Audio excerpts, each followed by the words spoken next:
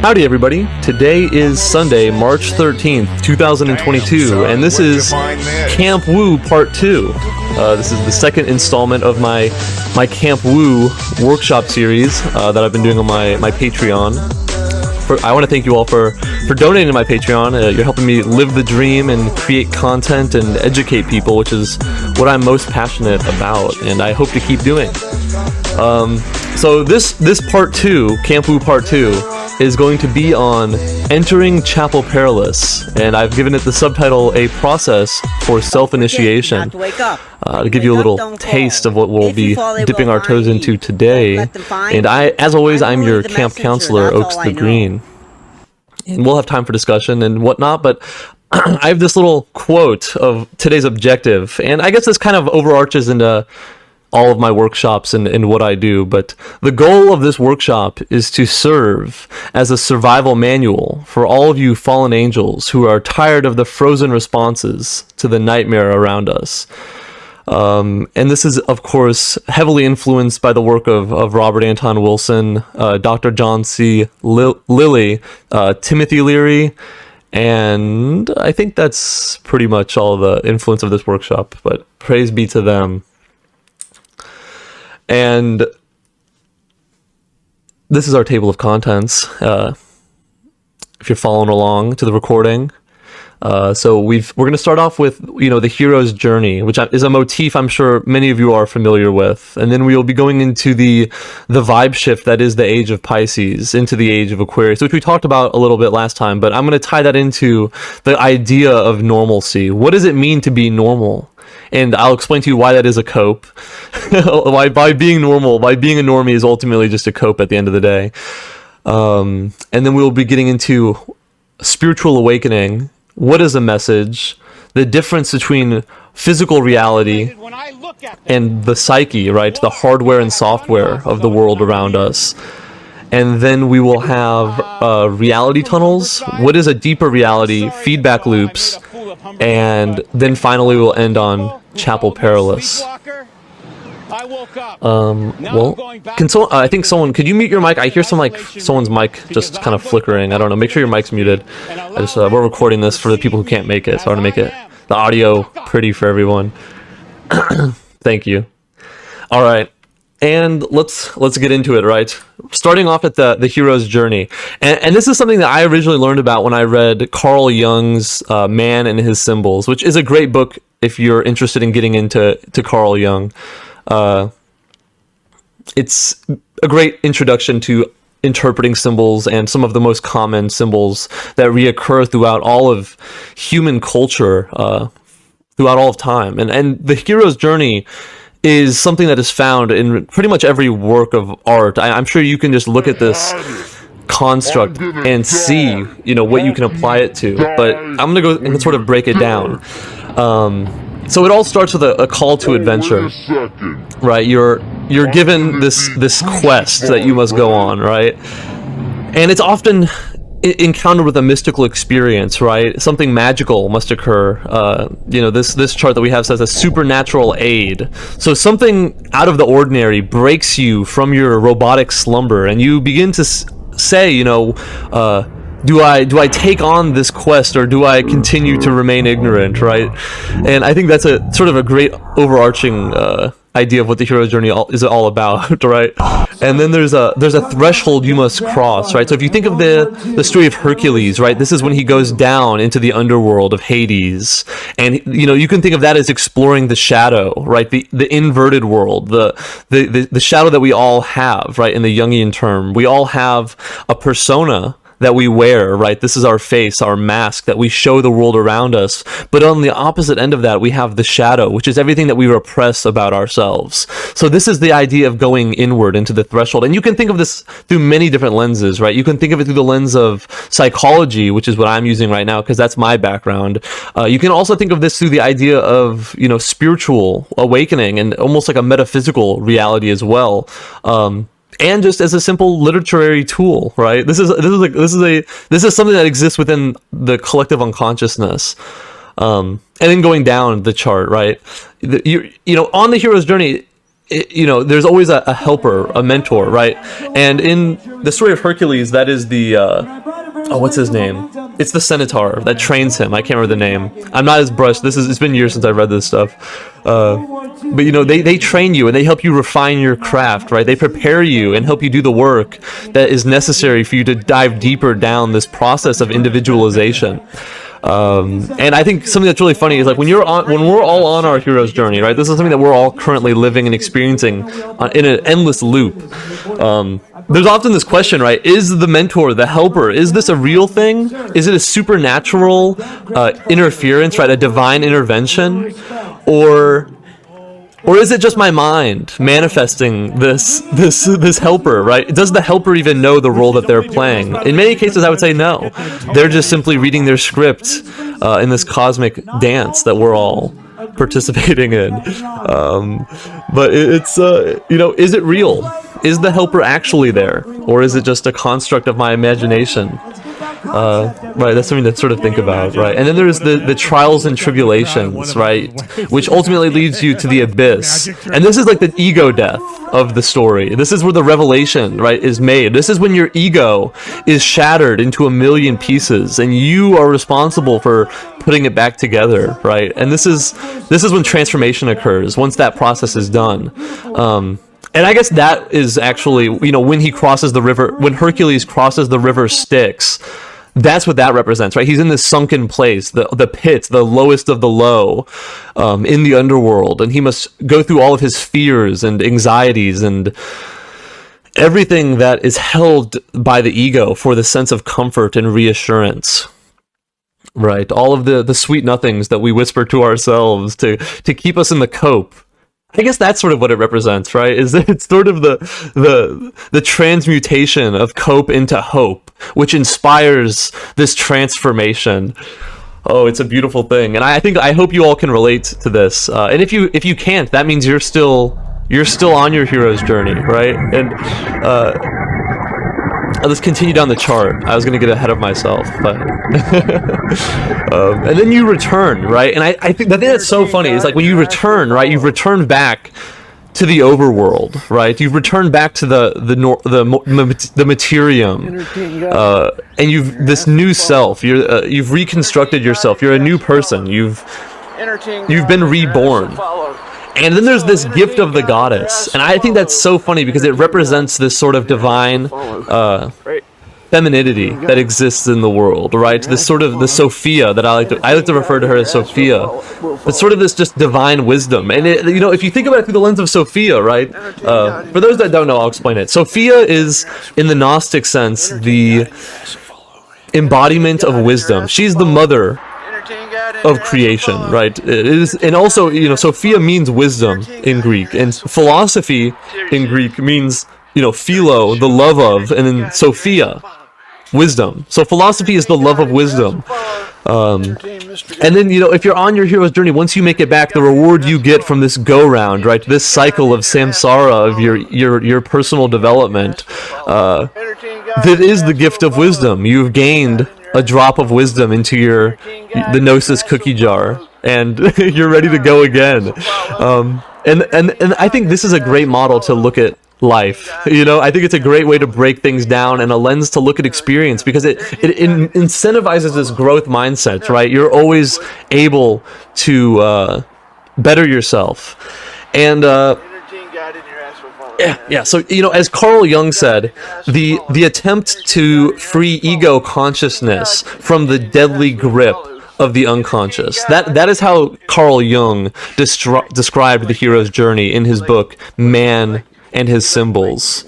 It's like this idea where you're letting go and you're embracing the Tao, the path, the way, the flow, and you're learning to swim in the waters better and better every cycle around. It's interesting stuff, you know. And what else do I want to say about this? You gotta focus on God, entertain God. I have another Carl Jung quote that I wanted to share about the hero's journey, and it is, "He is no hero who never met the dragon, or who he Entertain once God saw and your it, ass will fall. declared afterwards that he saw nothing. Equally, Classic. only one who has risked the fight with the dragon and is not overcome by it wins the hoard, the treasure hard to attain. So, you know, this is like the idea that you're getting this treasure, right, the wisdom through this experience, through this gung-ho bravery. Not everyone's a hero. That's the thing. Not everyone's a hero, right? But if you want to be a hero, I hope this roadmap gives you some inspiration. But you have to understand that, you know, as a hero on your journey, not everyone is born to be a hero, right? Some people are helpers. Some people are guardians. Some people are just caught in their robotic ways. And, you know, they'll learn this lesson through this life or the next, but their karma is just not there to, their karma is just simply not there to allow them to experience the hero's journey. But then if you're, I don't know, it's like, I look at like the path of like the wise man, right? The sage. That is someone who continuously goes on the hero's journey. And I think, you know, some people, while they may only experience maybe a handful of hero's journeys in their life, or maybe only one, and they hung up their hat, I feel like some people, you can look at this and you can look at every day as a hero's journey, right? Every experience has this sort of motif embodied into its code. But yeah, this is sort of an overarching tone of what we'll be talking about today. So strap in. So let's talk about the age of Pisces, right? This is what we're phasing out of. I talked about this in the last workshop a bit. I'm going to talk about it a little bit more. The Pisces is the normie. That is the inhabitant of the age of Pisces. These ages, they're like, you know, 2,000 to like 2,700 years in their cycle. And we're currently phasing out of this behemoth, this sinking ship, this archaic system that is the age of the Piscean way, right? And that is, you know, the Pisces, the symbol of the Pisces is the fish, the zodiac. It is the fish. And what do fish do? Well, they swim in schools of fish. And, you know, this is how society has functioned for the last 2,000 years, right? There's been these leaders of innovation and these gatekeepers of knowledge, and they've been leading the pack, right? And the normies that follow behind them, those are those are the fish. Those are the normies feel comfort within where they remain complacent by being a follower. And, you know, through the hero's journey, it's this is, you know, it's a process of individualization. I don't know if I said that. I want to make sure that I said that, because that is really, like, in the Jungian context, like, the hero's journey is this process of individualization where you become your true self through these trials and stripping away of the constructs of the ego, right? You're refining yourself and chiseling away like this marble statue that is your true self, your best self, your self-actualization is what, who was that? It was the guy who did positive psychology. It's been a while since I've brushed up on my psychological people. Besides the point, you know, it's becoming your true individualized self. And a normie, what is that, right? A normie, Maslow. Was it Maslow? Okay, I'll Google it now because now I have to know. Let me see. Is it Maslow? Yeah, Maslow's hierarchy of needs was the self-actualization, right? It's the top of the pyramid. But there was someone else I was thinking about. There was like this psychology guy that had a concept of like, he was the father of positive psychology. Let me find it. He was like a good old boy farmer, and I've always related to him. Let me see if I can find him. Sorry for everyone listening. I'm doing some Google searching.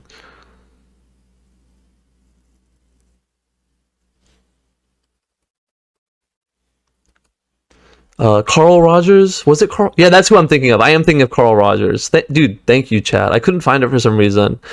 But yeah, Carl Rogers.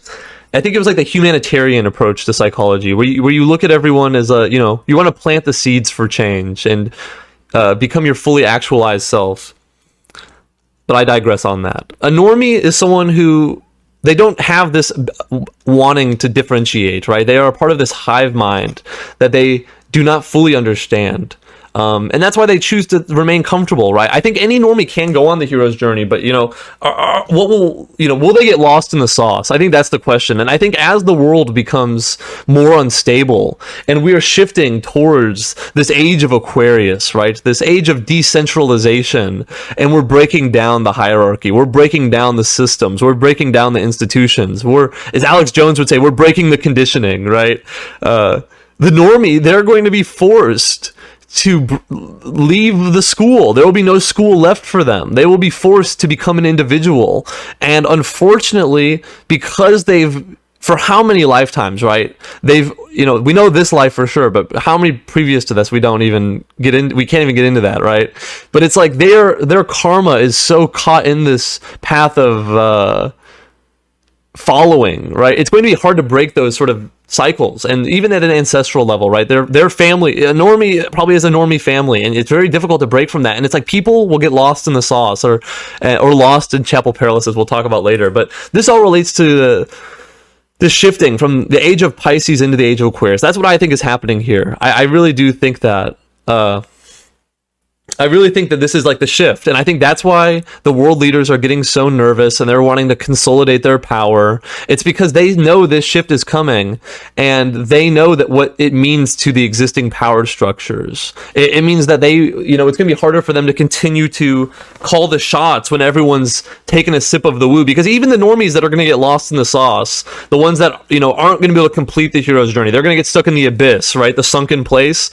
I hope they don't, but there's going to be a good chunk of them that I fear do. And I guess the advice I have to all of you for that is become a helper, right? Don't cast away normies that are, you might see some normies that are going kind of crazy as this shit keeps kicking off at the rate it is. And it's like, people are going to be like, I've been lied to my entire life. It's all a lie. So be a helper on their journey, right? If we go back to like this slide, right? There's a lot of role for helpers to help people get over the trials and the temptations to, get lost and lose yourself in this madness, right? So be a helper. Don't gatekeep. Don't hate the normies. They don't know what they're doing. They're just caught in their way. And I guess you show them grace and pity as we adjust as a civilization, as a species, into this new era. It's gonna be some growing pains. And this gets me at what does it mean to be a normie? So it's like I have this slide here, and it says normalcy, and it has all these NPC memes, and I put the age of Pisces on their forehead because they are children of the Piscean era, the ones who have not got it yet. They're going to be they're in for a rude awakening, and they're going to have to adapt, and that's what I mean by sink or swim, right? I had this idea of you have to adapt to your environment. You have to be able to drop your beliefs, your ego, all the things you thought before you entered the river Styx, before the apocalypse, right, to the Great Awakening begins. For everyone that doesn't know, I want to clarify, the word apocalypse literally means secrets revealed in Greek. So, it doesn't have to be a scary thing. I mean, there's going to be uncertainty, but if you don't understand that there's always uncertainty to life, you're living within this cope paradigm, right? You're thinking there's a normal. There is something that exists. I am the messenger, that's all I know. What's the word? There's something that exists that is normal, right? But the normal is just a byproduct of the paradigm. It is a construct of our minds. So what does it mean to be normal? There's an idea of normalcy, an abstraction, right? Kind of like Christian, what's his name? Christian Bateman in the what's that movie called? American Psycho? Let's see Paul Allen's card. What's his name in that movie? Can someone in the chat tell me? I forgot. What's the name of the American Psycho? Patrick Bateman? Yeah. There's an idea of being normal, and I think I didn't even think about making this connection, but it's like Patrick Bateman is like the movie American Psycho is literally like that is like the cope of the normie. It's like he's acting to try to be normal, and he's trying to.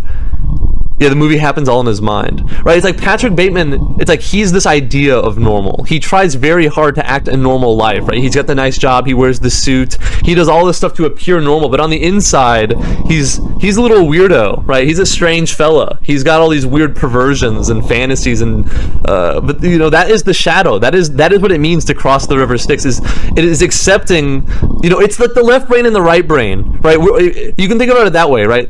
We all have a left brain and a right brain, and all of our left brain, right? Is that right? Left brain is the the left brain is the I always get the hands and the brains mixed up because they're inverted. So the right brain is for the left hand, which means the right brain is the creative one. Right, that's actually like the creative side of your brain is the right brain. It's like that's like the musical, and the left is organized. And the thing that's so funny, okay, this is what my point. This is what I'm trying to get at with the left brain and the right brain shit, is that everyone's left brain is like the same. The left brain is like the ego, if you want to think about it in like that kind of symbolism. It's like we all, like, if everyone's right brain was gone, we would all be NPCs. The normies, they have too much, they're fixated on their left brain, the left hemisphere, because they're just all about being organized and defining everything, and then being, oh, I fit this definition, and I put myself into this box because, you know, that's how I succeed in life. So it's like the normie epidemic is a Piscean problem. But it's also I guess a neuroscience problem where these people, they're stuck in their left hemisphere. And what I'm getting at, you know, is these people are going to be forced to address the elusive nature of their cope, right? Of their dogma, right? This thing that they all believe, right? In the last workshop, I talked about having a belief-based mindset opposed to an observational-based mindset.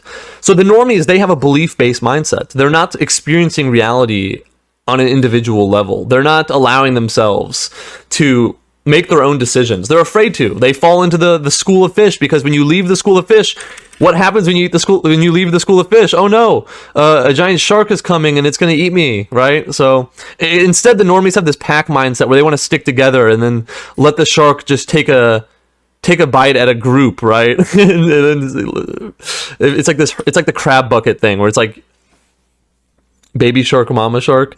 It's like the crab bucket. Here, thank you for muting your mic, brother. Where they all, it's like if they see someone breaking from the norm, it's a threat to their worldview, their dogma, and they pull you back into the bucket because of that, right? So yeah, consider the concept of normal just to be like an outdated Piscean technology that will no longer apply in this new eon. There will be no normal. It'll be all alien, as our friend Chris, Meme Analysis, said on the last podcast. He said everything will be alien, and you know, that is true. Everything is going to be so derived from and individual that it will all appear alien. So in order to reprogram an individual, they must be reduced to this helpless state, right? And this is like an idea of brainwashing. So it's like the reason why these normies, they're stuck in this state of hopelessness. And that there's a reason for that. And we're going to talk about this in the next workshop when I talk about Timothy Leary's 8-circuit model of consciousness. We're going to break down these circuits. But think of like the most basic circuit for the sake of this talk. Think of the most basic circuit as like this survival instinct, right? It's like basically asking yourself, is my environment safe or is my environment dangerous? And it's like, that's what the normies are stuck at. And they're stuck all in this negative imprint where they're all being told by all of the media and all of everything that you're going to die, right? It started with, okay, think about it this way, bro. It's like, it started with global warming. We're all going to die in 30 years. Just 2 more weeks, we're all going to die. Then it was, I guess, Donald Trump with the Trump derangement syndrome thing, where all the normies thought that Donald Trump is this bearer of the Armageddon, and they're all being MK Ultra to hate Donald Trump. And then it became... what was after Donald Trump? I guess there was mass shootings in there too before Donald Trump. There's that hysteria. And then there was Donald Trump, then there was COVID, then there was now Russia. Now we're back in the Cold War. So, and even before that, there was the Cold War prior, like the 1950s and 60s. So it's like this fear shit always exists because it keeps these normies in check. It keeps them at their low vibes. It keeps them at the bottom level where they're just like in their infantile states where they're helpless. And that's how you get them conditioned. That's how you keep them docile and you keep them in control, is you convince them there's no hope, right? And that's why the US Army, they like kidnap people. And it's like they don't actually kidnap people, but they simulate kidnapping. Like when you join the military. They basically do like you're joining, and then they simulate you being kidnapped. They shave they shave your head. They strip you of your identity. You have to follow their rules, and it's almost like developing this sort of Stockholm syndrome, right? And think about how that's being applied on a mass scale. That's what MK Ultra is. That's trauma bonding. That's what mind control is all about, right? You are wrong and we are right, right? Trust the plan. Don't trust yourself. Don't have faith in eternal life. Don't believe in God. Don't believe in any sort of spirit. You are a robot, and you will do as we say. Listen to the song by Frank Zappa called "I Am the Slime." Fuck it. You know what? I'm gonna pull up the lyrics to it. I'm gonna serenade you all right now. Here we go. I'm pulling it up. It's a great song. Frank Zappa's based. If you don't listen to Frank Zappa, I recommend it. Okay, so the song goes up, and it starts with, "I am gross and perverted. I'm obsessed and deranged. I have existed for years, but very little has changed. I'm the tool of the government, and industry too, for I am destined to rule and regulate you. I may be vile and pernicious, but you can't look away. I make you think I'm delicious with the stuff that I say. I'm the best you can get. Have you guessed me yet? I'm the slime oozing out from your TV set. You will obey me while I lead you, and eat the garbage that I feed you, until the day that we don't need you. Don't go for help, no one will heed you.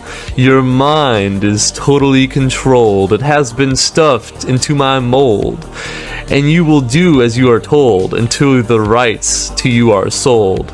And then it has like a little TV sounding guy, like a news anchor, and he goes, "That's right, folks, don't touch that dial." And there's a chorus, and you should listen to it. It's think about that, right?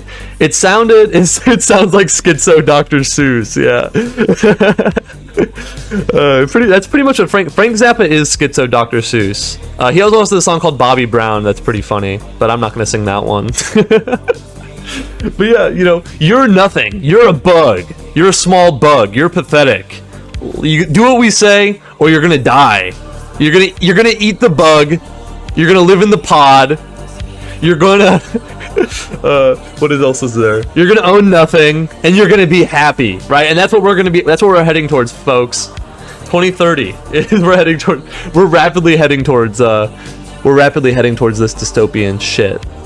Unless you wake up, right? And the way you wake up is you realize that dogma is a drug, and we're all born addicts, right? We all come into this world orphans. We don't know where we came from. We don't know why we're here, right? And that's why we're all here. We're asking why.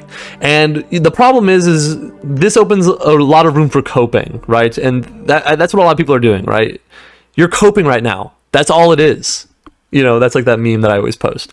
So that's why you get people who will blindly adopt a religion or a political system. It's a dogma, and it makes them into machines. They become autonomous of the system, and they have very little will, right? They become specialized cogs. And you know what I say? Specialization is for insects. That's a quote from someone. I don't remember who. Some base lad from the past. But it brings us comfort, this illusion of sense, right? We all want things to make sense, right? That's what normies want, at least. I'm indifferent about it. I like to swim in the nonsense, right? I feel like I'm like a little bit of like a Mad Hatter. Like, I don't care if what you're saying makes sense. It's like we're all just we're all speaking rhetorically here. Anyone that speaks literally, they're just not interesting enough to talk to. It's like that's their left brain is talking. It's like you need one left brain person in your life, and you've got all of it. You know what I mean? Because they're just going to tell you the same fucking shit. Just maybe a few different words. But the right brain is where it all lies. The right brain is where fun things happen. That's where the party's at. And that's where the Katma is. On the someone in the chat said it's like the dogma is for the normies. Us eccentric right brain folks. We have Katma. We're all having fun with it. We're all, you know, as I said in the last talk, listen to the last one if you haven't listened to the last Camp Blue. But as I said in the last one, we're all playing jazz here. We're all jazz musicians. You know, we're all faking it until we make it, right? And making it means probably, you know, we're all gonna die. So we're faking it until we die, and that's where this comes in. I'm alive. I'm sure some of you have seen this chart before. For you all listening to the recording of this, this is the Kubler-Ross grief cycle. You know, this is also known as the stages of grief. And I want to go over this because it's relevant to this. It's relevant, you know, I don't need to explain that. It's relevant. You're gonna have normies, they're gonna be coping, their dogma is going to be shattered, their ego is going to be in pieces, and they're going to be coping. And you can see this cycle honestly happen with every MK Ultra psyop shit that comes up, right? Think of COVID. Think of Donald Trump, right? Think of all of these psyops that have been trauma forced into the media to keep people afraid and confused, right? Speaking of chaos and confusion, this is a little side note before we get into the stages of grief. So as you all know, Chapel Perilous, we all worship Eris here, right? We're all part of the Discordian.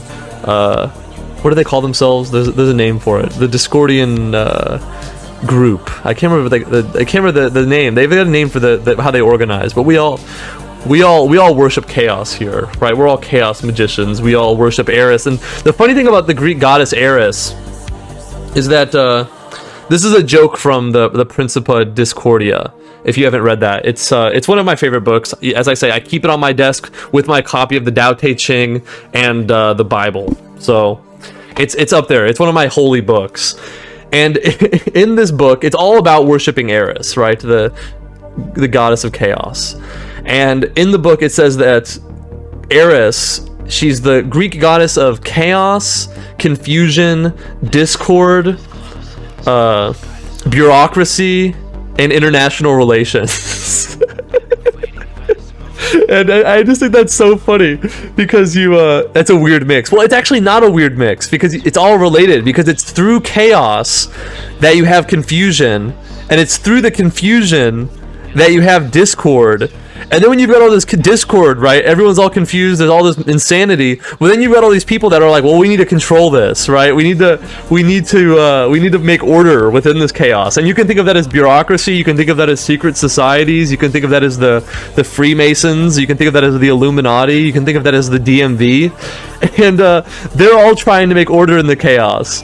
But you know, that doesn't work out very well, which is why we have international relations. and those are the people that are trying to, you know, work with the chaos at the top level. Worship chaos is bad news. Kek has a god. Worshipping, well, you know, I guess Kek is a part of this too, right? Kek is sort of the Greek god of chaos, right? Well, I guess, you know, these gods, the Greek gods, they're all part of a larger source, right? They're all part of a larger construct. Different labels, right? The true God is the Tao, in my belief. The Tao is all. The Tao is. The Tao cannot be described, right? We are living within the dream of the Tao. We are swimming in his waters, in his soup. And these gods that we create are just egregores for us to assign these connections within the collective unconsciousness, right? But I digress. That was a tangent. I apologize.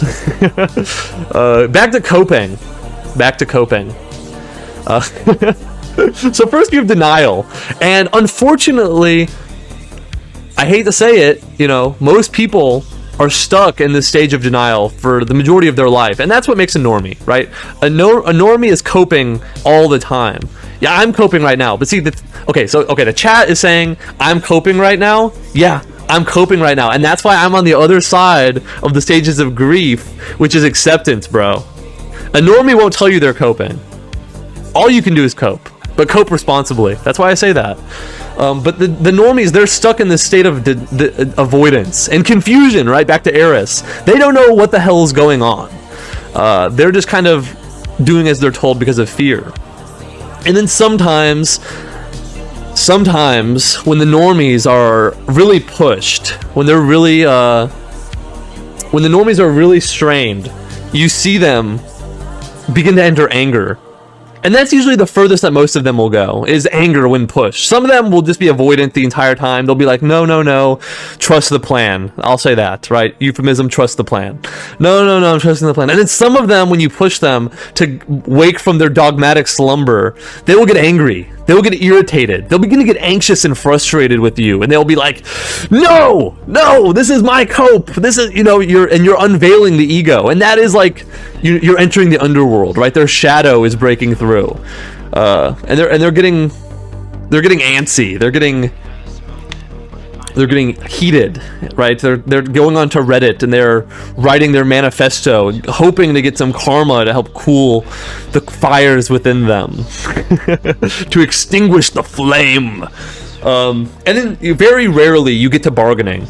That's the next stage. This is when they enter emotional support, because this is when you're leaving the realm of information and communication and you're on the path to acceptance, but you're beginning to bargain, right? You're like, oh my god, what does this all mean? You know, someone tell me what it means. You know, someone please let me, you know, subscribe to this Patreon and you'll learn all the secrets of the universe, right? That's for some of you maybe, but you know, you're not good. I'll give you the tools, and we'll get to the tools, but I am just a helper. But I'm thankful for your support, because I wouldn't be doing this if it wasn't for you. So keep that in mind. But this is, you know, someone tell me what to think, right? Oh, and this ties into another great song. Fuck. Okay, another great song. Yeah, subscribe to the Patreon if you haven't, please. I want to make this I want to do this all the time. If I can make enough money on the Patreon to just fucking live in a van, I will literally go live every single day and just do this shit. But right now I have to paywall it because I don't want it to ruin my life. $2 is too humble. Well, you choose to pay $2. You could pay more for this.